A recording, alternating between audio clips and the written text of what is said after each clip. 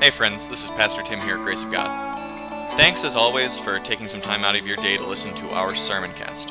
So if you've listened before, you know this feed usually features my Sunday messages. But over the next few weeks, you can look forward to new installments of this mini-series Wednesdays and Fridays on the book The Screwtape Letters by the Christian writer C.S. Lewis.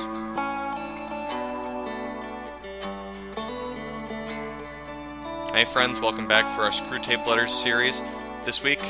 Today, this Friday, we're looking at letter number 10 in the book. And again, just to cover a few things, so you've got the premise of this book is that there's a demon named Screwtape, that's where the book gets its name, and his job here on Earth is to tempt this particular man. The way that the book depicts the world of the demons, and this isn't scriptural, to be clear. This is kind of a fable, in a sense. C.S. Lewis is sort of picturing how the scriptures do tell us to sort of understand demons, the devil, his forces, work in our lives as they try to tempt and trick us and drive us away from God. But he then frames it all in, it's an amusing book. He frames it as if hell were some sort of British bureaucracy with junior demons and minor demons, and they're writing letters back and forth. The junior demon is Screwtape, again, the one whom the book is named after, and his uncle, a demon named Wormwood, a senior demon who's no longer tempting on Earth. He has a supervisory position down in hell. He's writing his nephew, Screwtape, letters suggesting how can you best tempt a human. Now, Screwtape is assigned to this one man, a bachelor, who lives in London during World War II. And Screwtape is simply supposed to keep him away from God, keep him sinning toward his family, drive him away from God and away from neighbor, drive him toward sin, hate, wickedness, all these kinds of things, not love. And something we've seen throughout this series too is that sin is not, for the demons, it doesn't have to be huge and big, splashy things. They don't have to make us into murderers and wicked, open, gross sinners to do their work. They're perfectly content when they drive a wedge between this man, for instance, and his mother, whom he lives with. The demons are happy and content to do that. The demons are happy and content with us simply being selfish when we're with our coworkers, when we're in our workplace. They don't care necessarily about great and grand suffering. They simply want to drive people apart and drive us away from God. Now, whether they can do that in grand and glorious ways, that's great. They don't need to, though. In letter number 10, Screwtape has sent a note back to his uncle, Wormwood, down in hell, noting that the man has made some new friends. And Wormwood, when he hears how Screwtape describes the man's new friends, he's excited and he says, "This is a great opportunity." So the man has made these friends who, in the letter, were described, we have them described to us as these cultured friends. They're very sophisticated people. They're very intelligent people, but they're scoffers. They're skeptics of everything. They don't take anything seriously. Every time someone says something in earnest, they kind of turn it into an opportunity to chuckle and mock. Anybody who comes at anything with seriousness, earnestness, care, is just mocked by these people. And you probably have met someone like this, someone who's very intelligent, someone who's sharp and with it and understanding, someone who is quite smart, and yet they just are flippant. They don't take things seriously. They're constantly dismissive of others' thoughts because they think they're the smartest person in the room. That's the kind of friends that this man has recently made. The particularly dangerous thing about friends like this is that when you see that they are dismissive and flippant toward everyone, you don't want them to do that to you. And so when we make friends like this, when we encounter people like this, one of the natural things that humans want to do is to act like them, because otherwise, if you show that you care about things, that you're earnest, that there are things that are important to you, you'll be dismissed and laughed at by these people. And so the demons find it particularly helpful because, well, for one, religion is a serious thing. Religion is a serious and meaningful and earnest thing.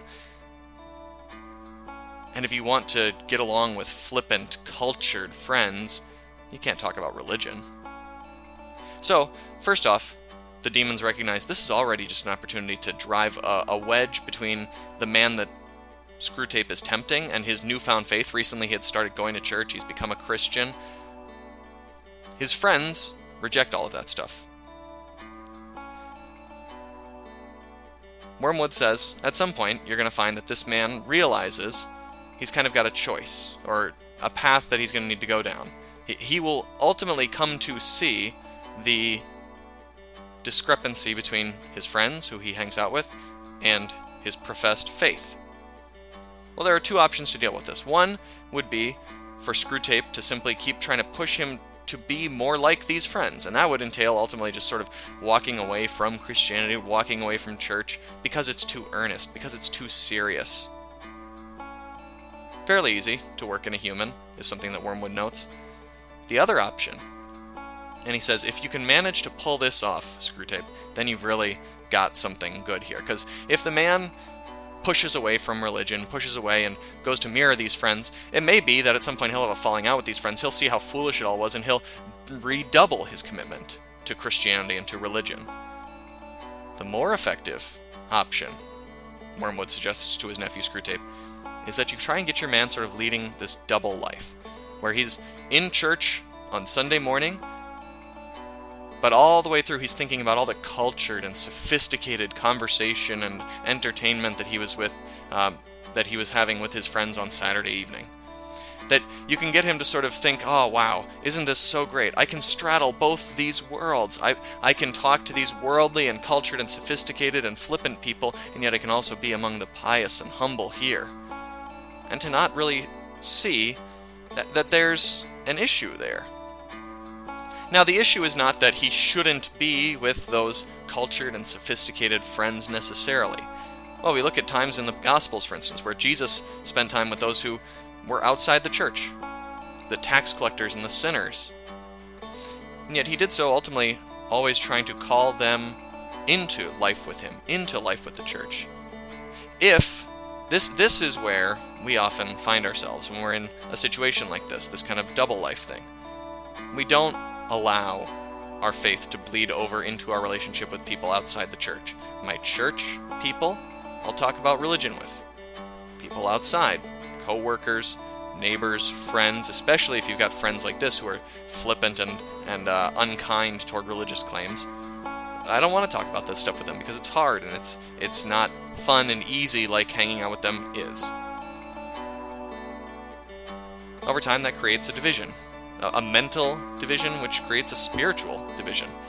I stopped to think about Christianity being something that has this truth claim to it, and instead I just kind of treat these as totally separate things, and Christianity then, in my head, has to be relegated to kind of the idea of an opinion, a nice thing, a tradition that I'm involved in, and not the revelation of God. Died for us, rose for us, guarantees that we will be with Him in eternity. That's what Christianity is. We want to take it seriously in that way.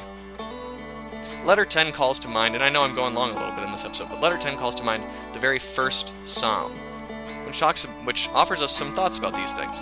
The very first psalm says, "Blessed is the person who doesn't walk in the way of the wicked, stand in the counsel of sinners, or sit in the seat of mockers." That is to say, we want to consider how it is and with whom it is that we spend our time. Do we spend our time with people who ultimately drive a wedge between our faith and life? I want to be careful about that. The first psalm says, "Blessed is the man who doesn't do that, who doesn't sit with mockers, who sort of join in all that, but who instead delights in God's word and meditates on it day and night, who lets God's word plant itself in his, her life and bear fruit of love and faith and joy and peace." That's letter 10 of the Screwtape Letters. Again, thanks for joining us. This next episode, letter 11, will come out on the following Wednesday. Thanks, friends, and I'll see you soon.